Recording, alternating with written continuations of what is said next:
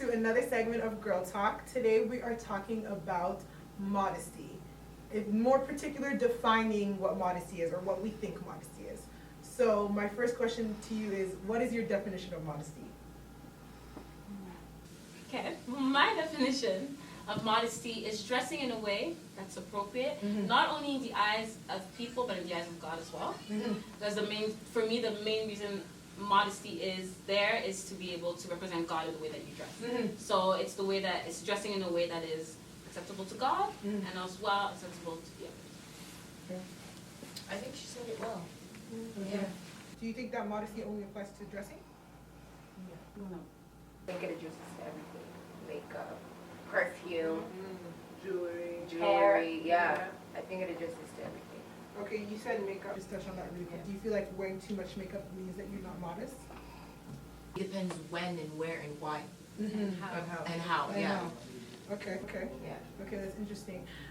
What do you guys think about, okay, so obviously, like, as Christians, we talk a lot about, the concept of modesty. So what do you guys think, do you think it's a bad thing when we tell, our Christian sisters that we should dress in a way that will not make our Christian brothers fall?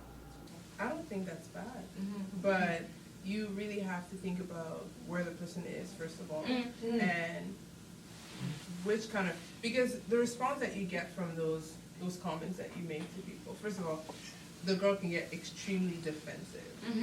So you have to be really wise in the way that you speak to her.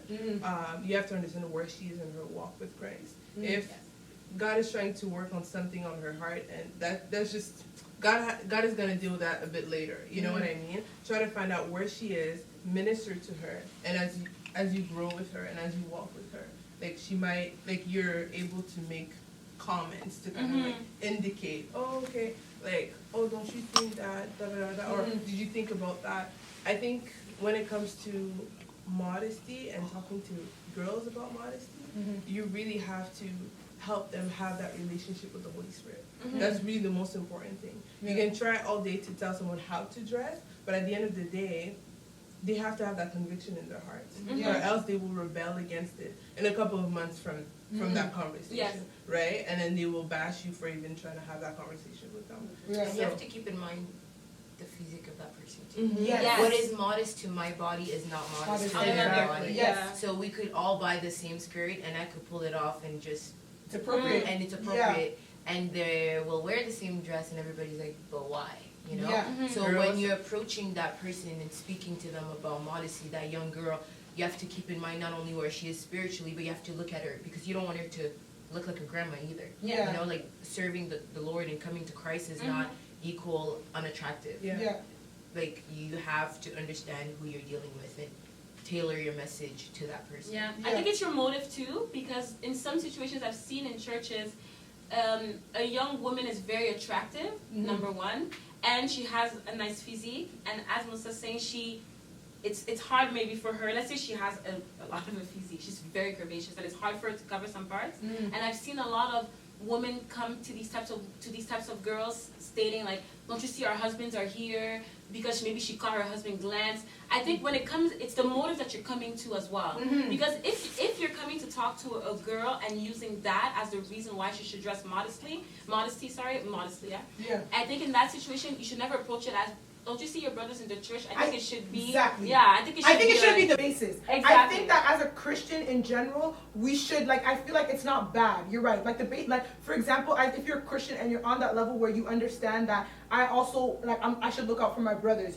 So, like, I'm not going to go to church and wear, like, a mini skirt because, I know that there's maybe a young brother there that's actually maybe struggling with that stuff, and he doesn't want to see that stuff, and he doesn't need to see that stuff. That's fine, but it should be the basis as why we're dressing modestly. And I think it should be we should focus on the actual verse. What it says is, do not do something that causes your brother or sister to fall. So that should be applied to everything. And I don't, as you said, it should be the basis of why you're coming to God. Don't you see your brothers? Don't you see my husband? Because I feel like as a Christian, like, the idea of it is not to be selfish, and I feel like if you're upset about that, and I feel like that is problematic as well. I feel like we cannot be selfish and be like, well, I don't care, well, you shouldn't be struggling with that sin, well, if that's your problem and you can't control yourself, like, no, I don't think that you should adopt that type of attitude, but I just don't think it's like, it should be the basis as well. I really feel like we should be encouraging like young women to dress modestly, because like it's a way to respect God and also to respect yourself,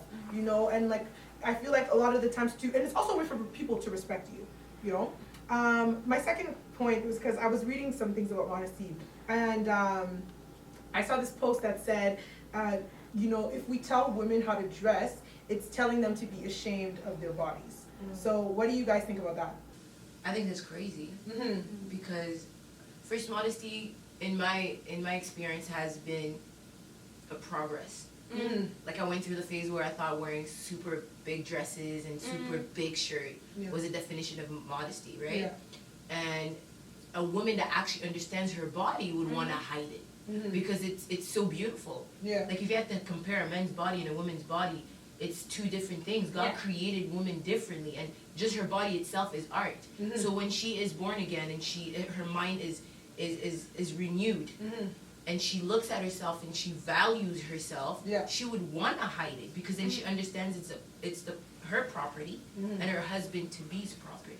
So that person that wrote that status has things kind of twisted in my understanding of modesty. So I wouldn't agree with it. Yeah, I don't agree, and I'm going to guess, but I think where it came from for that girl, she probably has body parts that are more noticeable maybe than others, because I read a status like that too, where the girl had always been bigger chested, and she says that growing up she felt like she wanted to take them down, because every time she would go to church, women would always say, your chest, hide it, your chest, hide it. So in that situation, I think she was body shamed, but it's what Melissa says, they had it twisted.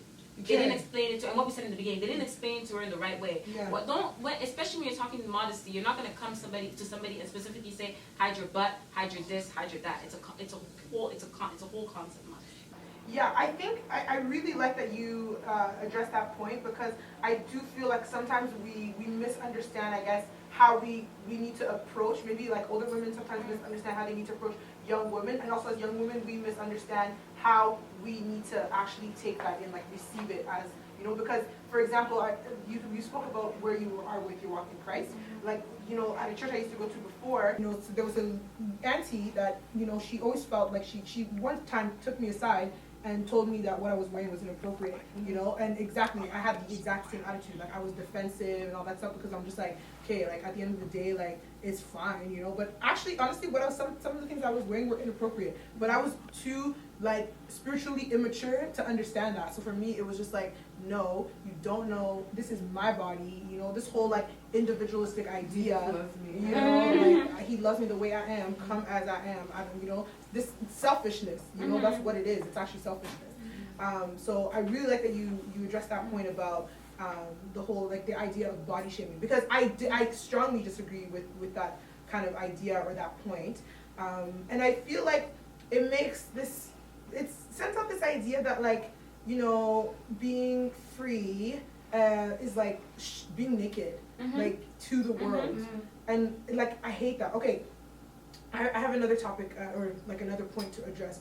What do you guys think of this whole thing of, like, when we had the Women's Day, and Kim Kardashian was widely celebrated as somebody who needed to be like somebody who's like a role model, and she's a role model because she's quote unquote free. But like, what is your response to that? I think it's confusion.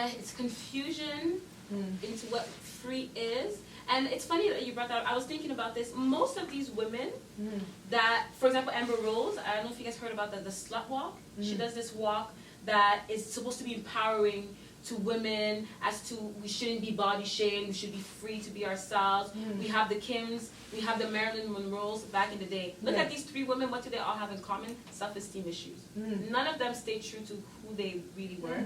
All of them, when you really speak to them, are heartbroken women. So in that sense, freedom to the world, what they're seeing it as right now, is a false freedom. It's actually a real enslavement because all these women are all prisoners of what they look like. Yes.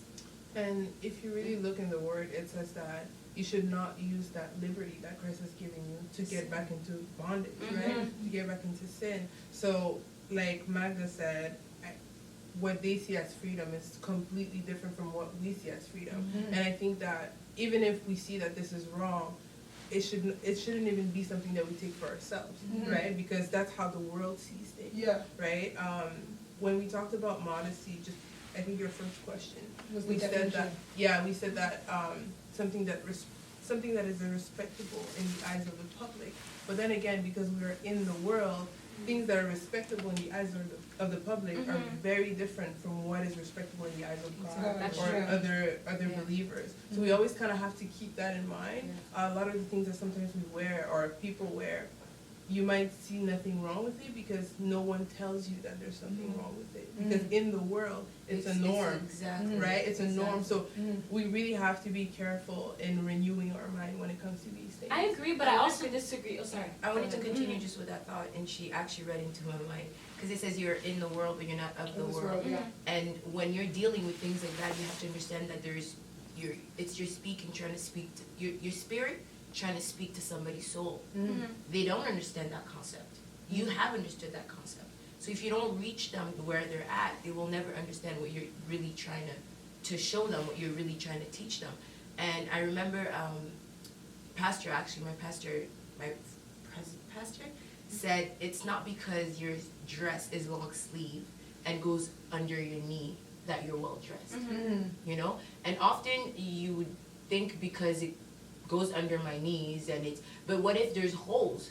What if you're very curvy and it takes everything? You know? It's all that understanding, all that enlightenment, if I could say, only comes through the Spirit. So whoever is standing on the side of modesty trying to teach has to understand that it's so much more than just your words. So much more than just showing. Because today there's these classy shorts that happen to stop here. But it's just because they're done with this specific fabric and they're high-waisted, then I'm classy. Or like I have a pencil skirt and it stops right here and my tube stops here and I'm posting a picture Saturday night, classy and cute.